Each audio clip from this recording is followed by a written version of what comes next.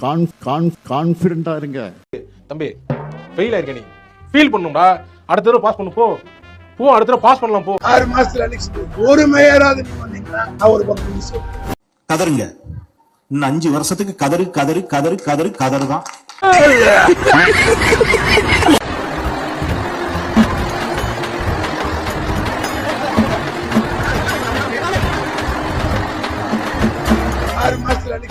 ஒரு மேயராவது நீ வந்தீங்கன்னா நான் ஒரு பக்கம் சொல்றேன்.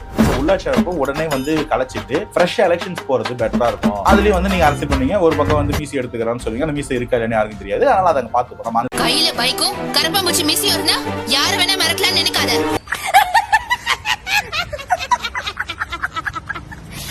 என்னை யாரும் அடிக்க முடியாது, ஞாபகம் வச்சுக்க. நான் திருப்பி அடிச்சா உங்களால தாங்க முடியாது. மீண்டும் மீண்டும் சொல்வோம், நாங்கள் கொத்தடிமைகள் தான். இது கொத்தடிமை கூட்டம் தான். நாங்கள் கொத்தடிமைகள் தான். நாங்கள் கொத்தடிமைகள் தான். திமுரா தௌலத்தா சொல்றேன். நோ உதயனா தம்பி நானா, ஏன் முன்னால அப்பெல்லாம் பேசாதனா நீ. டவுட் என்னதுங்க? நீங்க பிரதரா பூமரா? பூமர் மாதிரி பேசுறீங்க. ஏய் நான் மில்லனியல்யா. ஆட அடிக்குது, பூமர் மேல அடிக்குது. ஏய் மில்லனியல்யா நானு.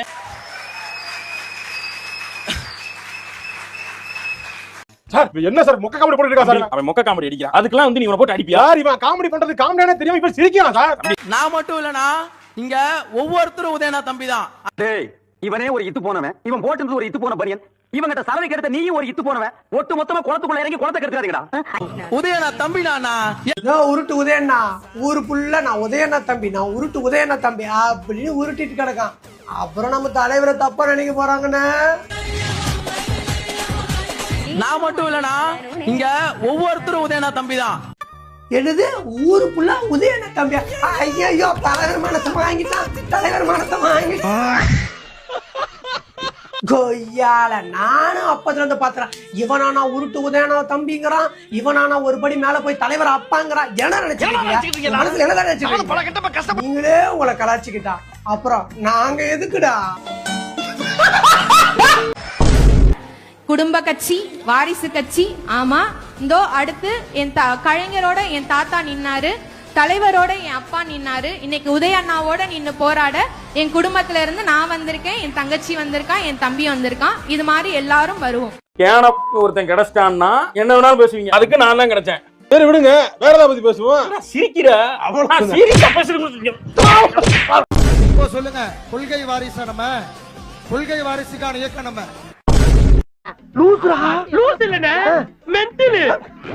சேப்பாக திருவல்லிக்கேணி தொகுதியுடைய செல்ல பிள்ளை அப்படின்னு சொல்லுவாங்க. ஒண்ணும் பயப்படாதீங்க, கிரெஞ்சி வரவும் கிடையாது. எனக்கு தெரிஞ்சு இவரை தமிழ்நாட்டின் கொள்ளைன்னு வேணா நிறைய பேர் பேசியிருக்கிறாங்க. மக்கள் மீது ஓவர் கான்பிடண்டா இருந்துட்டோம். இவங்க வந்து மக்கள் மேல ஓவர் கான்பிடண்டா இல்ல, திமுக மேலதான் ஓவர் கான்பிடண்டா இருந்தாங்க. ஊர் ஊரா போய் ஓட்டு கேட்டோம், தெரு தெருவா ஓட்டு கேட்டோம். தெரு தெருவா போய் பிச்சை கேட்ட மாதிரி சொல்லிட்டு இருக்காரு. அடுத்த சொல்லி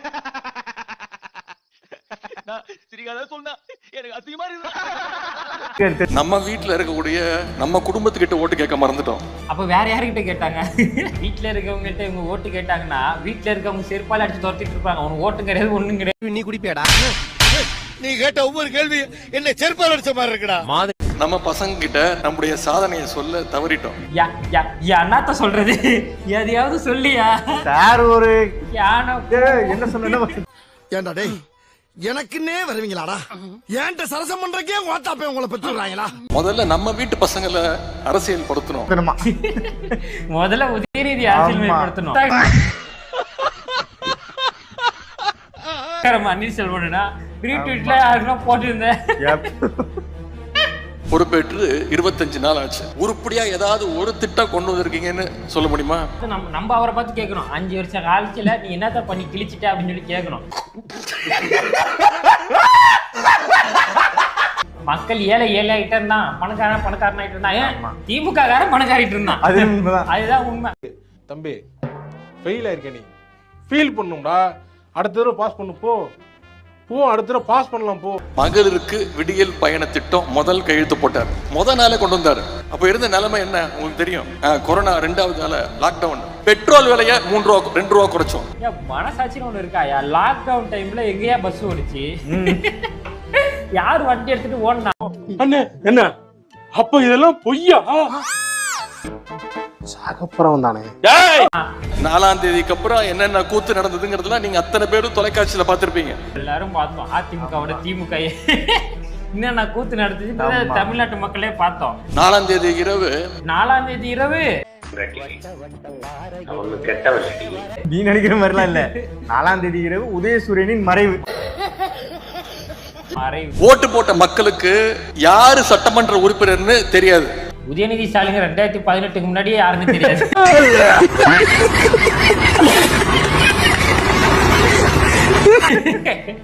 கவர்ச்சியால தான் ஆட்சிக்கு வந்தீங்கன்னு என்ன பார்த்து சொல்றாங்க அப்படின்னு முதலமைச்சருக்கு சிஎம் சாருக்கு கோவம் வருது. நீங்க நடுராத்திரி 12 மணிக்கு ஒரு ரீட்வீட் ஒன்று போட்டீங்களா, அதுதான் கவர்ச்சி. கூட பயந்துட்டு என்னமோ சொல்ல போறோம். இது 2021 விஜய் அவர்கள் ஜெயிச்சது எழுச்சி. தெரிஞ்சிக்க புரிஞ்சிக்க, கரெக்டா இருந்தா புரட்டா. கரெக்டா உங்ககிட்ட இருந்து என்ன பிரிக்க முடியாது, என்கிட்ட இருந்து உங்களை யாரால பிரிக்க முடியாது. அதுதான் பிரிச்சு வச்சுட்டாங்களே. ஒண்ணும் பயப்படாதீங்க, கிரெஞ்சி வரவும் முடியாது.